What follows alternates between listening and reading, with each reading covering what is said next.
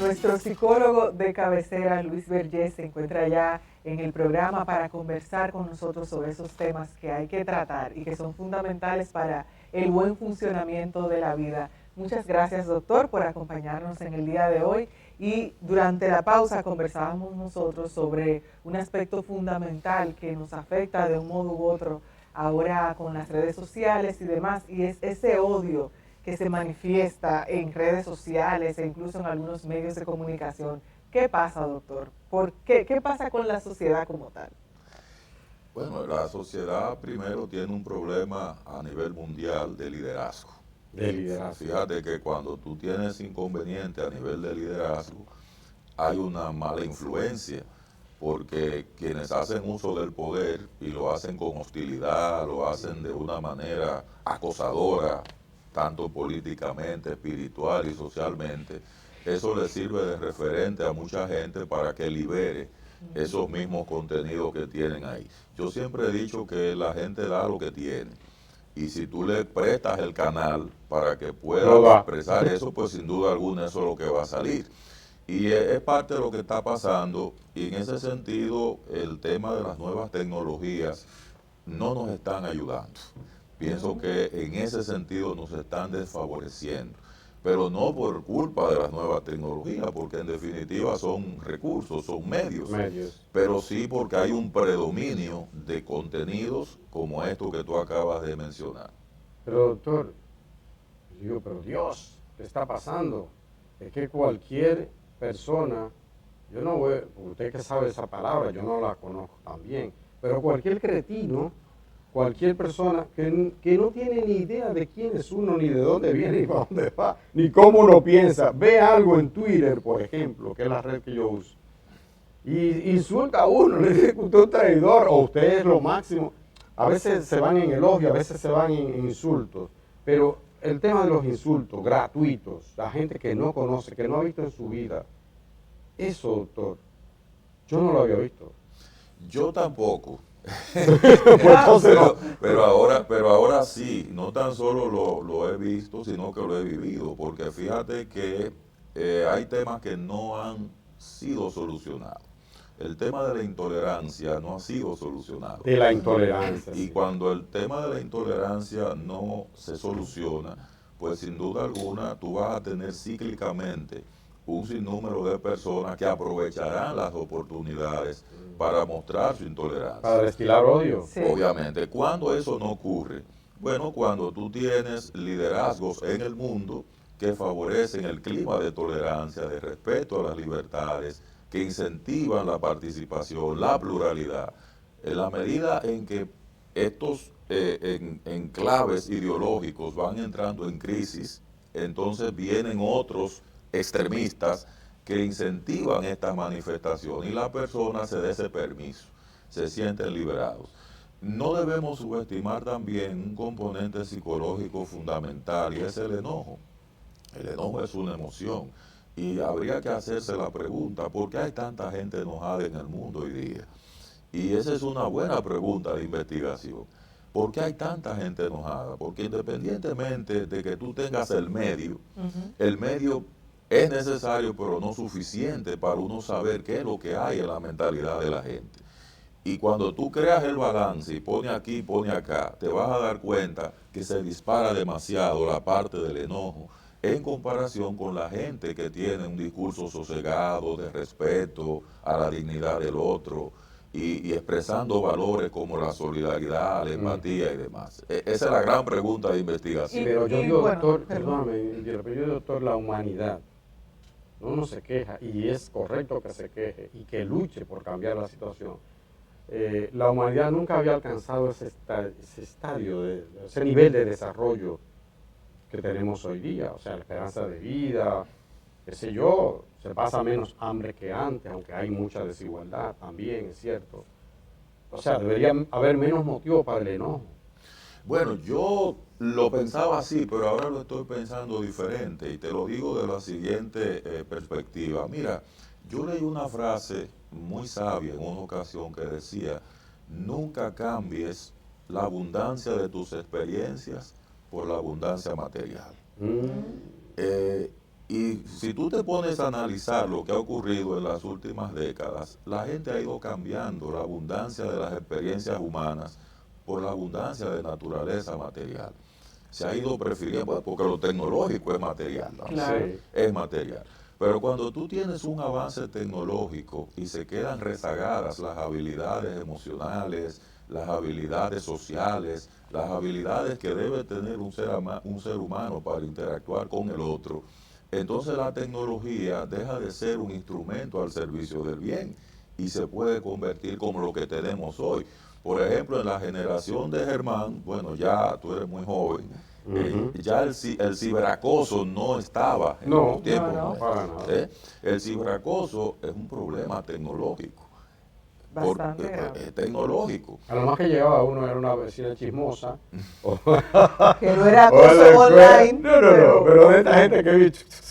Entonces, Dios, ¿cómo que tiene tanto tiempo para llevar la vida ajena? Yo no tengo tiempo para llevar la mía y ella puede llevar la mía, la del otro y la de todo el mundo. Pero como era tu vecina, al final tú sabes que tenía que convivir con ella. No, yo no sé qué iba a hacer uno. Y- Era divertido. Y al final se encontraban en la fiesta que hacían Sí, porque, en ajá. el entorno. Pero en No redes les hablaba sociales por no sí. pasa eso. No pasa eso. Y ahí entra un factor importante que tú lo acabas de introducir, y es la invisibilidad que hay en las redes. Fíjate que los romanos, cuando hacían los famosos circos que ponían a la gente a matarse uno al otro, ¿qué era lo que le pedían en primer lugar a los gladiadores? Que se cubrieran el rostro. Oh, Porque cuando tenían el rostro cubierto, Era más sangriento. el otro no sabía lo que tú eras, no sentía empatía por ti. claro, no vea tus gestos. No lo veía, no veía tu gesto de dolor, de sufrimiento. En este caso, nosotros no tenemos precisamente un circo romano, pero sí tenemos una degradación empática, porque todo esto nos está invisibilizando, nos está instrumentalizando. Hay temas, doctor, que aquí generan mucho debate, por ejemplo, ese de las embarazadas haitianas, de los niños migrantes en situación irregular que deportan, y uno ve en las redes sociales como gente que uno sabe que no actuarían así o no dirían eso de frente, o que sentirían tal vez algún tipo de empatía si ven a una mujer que está dando a luz y que tiene alguna necesidad, pero cambia completamente su discurso y se vuelve muy ácido. Eso también se debe a este tipo de temas en los que la empatía se ausenta completamente por esa invisibilidad. Sí, la invisibilidad de muchas cosas, porque también hay confusión en ciertos términos. Fíjate que no es lo mismo hablar de patriotismo, por decir algo, que es un concepto muy completo, que mucha gente lo confunde. Cuando hablamos de patriotismo nos estamos refiriendo a tres pilares fundamentales: territorialidad, estamos hablando de sentido de pertenencia y estamos hablando también de sentido de identidad. Entonces, ¿qué pasa? Cuando una persona habla en nombre del patriotismo, pero ni tiene sentido de pertenencia, ni tiene sentido de identidad, ni de territorialidad, lo que va a hacer es hablar lo que otros dicen. Y si el primero que dijo algo fue una persona enojada, que dio 4 trompadas en la mesa, y esa es la persona que él escucha, probablemente eso es lo que va a repetir. Entonces, eso también nosotros tenemos, un efecto mimético, le llamamos nosotros en psicología, que es también complicado. Doctor, usted, bueno, ya usted ha tocado el tema de cómo desde la trinchera del anonimato se ataca más fácilmente porque se siente esa impunidad, vamos a decirlo así. Ahora, esa parte que es represión, digo yo, de la miseria humana, que todos llevamos, unos más que otros, no sabemos bien cómo tratarlo, pero sí creo que usted nos puede ayudar a cómo recuperar eso que usted llama abundancia de humanidad, que también tenemos. Son como un diablito y un Dios que tenemos, un angelito y un diablito, ¿verdad?, que tenemos en nuestra mente. ¿Cómo alentar, cómo fortalecer esa parte que es tan buena de nosotros? Sí, sin duda alguna. Mira, hay dos conceptos aquí. Uno es el de bondad y otro es el de humildad. El de bondad es de todas las cualidades la más noble, porque la bondad es lo más natural que tiene un ser humano. Fíjate que todos nacemos bondadosos. ¿Todos? Sí. El problema de la Yo bondad... no estoy muy seguro de eso. Sí, No, es verdad, todos porque nacemos bondadosos. el niño nace Pero inocente, El niño, puro. sí, digo en promedio, ¿no? Ah, Claro, porque ya vamos, menos mal. sí, No, pero- estamos hablando en términos científicos. Sí, sí. O sea, fíjate que cuando tú ves que un niño nace, el niño nace empático. Los niños, por ejemplo, si hay otro niño llorando en un curso, Sí. donde hay niños preverbales, por decirte algo, lo primero que cuando ese niño llora, hay un contagio colectivo en el curso. Sí, los otros lloran. Comienzan todos los niños a llorar. Sí. Por eso te digo que nacen. Y esa es la primera manifestación de la bondad, es la empatía. Entonces, ¿qué pasa con la empatía? Se va perdiendo con las malas experiencias. Cuando vamos creciendo con la dureza, por lo que vemos del daño que le hacen a otros, eso también va trayendo algo de dureza en el comportamiento. Claro, está lo que llamamos el sistema de valores, que el sistema de valores ya no viene solo del nacimiento. Tú no naces con valores. Se forja. Los valores se van forjando por el nivel que tú tienes de contacto con personas que tienen predominio de solidaridad, predominio de actitudes de respeto, predominio de lo que es la exaltación de la dignidad. Y el verdadero amor, digo yo, doctor, no sé si es una palabra vacía, pero yo digo el amor verdadero, el amor que hay que tener al otro, el amor de eso que dice la Biblia, que algunos nada más lo dicen El amor al prójimo. en la misa del domingo y se olvidan desde el lunes, desde el domingo en la tarde hasta el sábado en la noche, se olvidan de eso, del amor al prójimo como a ti mismo. Yo pienso que es una palabra mayor. Sí, que también está dentro del repertorio humano. El problema de eso es cómo tú lo modelas. Cuando tú me hacías la pregunta, ¿cómo lograrlo? Eso tiene que venir desde temprano. Ese modelamiento tienen que darlo las figuras cuidadoras, porque son las figuras más influyentes en los niños y las niñas. Y luego, ya cuando estos niños salen a nivel de la escuela, a nivel de la comunidad, pues se refuerzan en esos entornos, en esos escenarios. ¿Qué era lo que pasaba en nuestra formación? Que tú veías que todos los subsistemas sociales estaban aliados. Lo que se hacía en la familia, se hacía en la escuela y también se reforzaba desde la comunidad. Claro. Pero ahora con el desarrollo de las nuevas tecnologías, tú observas una gran contradicción. Hay más sociedades más apartadas, grupos más apartados, sería eso. Y ¿no? mensajes y más más dispersos. Mensajes más dispersos. Mucho ruido también. Mucho ruido. Obviamente, entonces tú tienes muchas competencias.